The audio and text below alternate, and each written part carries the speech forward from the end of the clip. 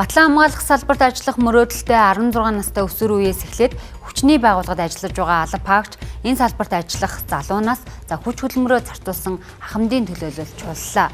3 үеийн залгамж холбоо хөгжүүлэхийн зэрэгцээ хүүхэд залуучуудад их оронч хүмүүжил төлөвшүүлэх зорилготой байна. Батлан хамгаалах салбарын өнөөгийн нөхцөл цаашдын хөгжлийн талаар чуулганд оролцогчид санал бодлоо солилцлоо. Мөн зэвсэг түвшний байгууллагад хэрэглэгдэж байгаа сүүлийн үеийн хувцас хэрэгсэл сургалтад ашиглагддаг материал, техник хэрэгсэл зэргийг харуулсан үзэсгэлэн гарсан байна. Би одоо насан туршид зэрэгт явна. Би бол хүм болгон л яваасаа гэж боддог. Энэ үед бас юу ч болж байгааг болохоор эртнээс ингээ их орноо хамгаалах чадалт бас хүрэх ёстой л гэж боддог. Манай онцгойлын алба бол секунд хорон мөч алдалгүй ард иргэдийн аюулгүй байдал амь насыг авраа хамгаалахын төлөө хичээнгүй ажилладаг алба байгаа. Сүүлд гэх юм бол одоо гандангийн хажуудны дэлгүүр шашны дэлгүүр шатаад тэнд болсон 4 хүний амь насыг манаас солоны амт олон аварсан байгаа.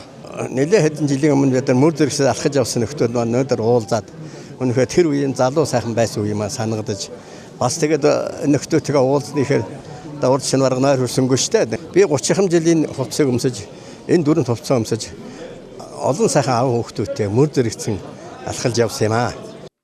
Жил бүр уламжлалт болгон зохион байгуулагдаж буй мөрдөстэй залуунаас сэдвт 3 үеийн чуулгуулалтыг Чингэлтэй дүүргийн засаг даргын тамган газар Чингэлтэй дүүргийн иргэдийн төлөөлөгчдийн хурлаас санаачлан зохион байгуулжээ.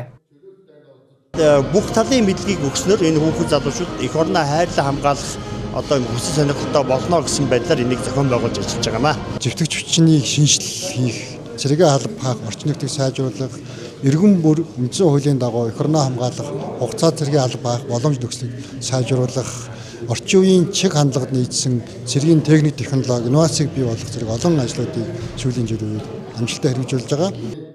Энэ арга хэмжээ нь залуу үеийнхний эх орон сэтгэлгээг төлөвшүүлэх, эх орноороо бахархах, Монгол улсын тусгаар тогтнол бүрэн эрхт байдал, хүн ардын аюулгүй байдлын төлөө хүчин зүтгэж байгаа албан агштыг алдаршуулах зорилготой юм а.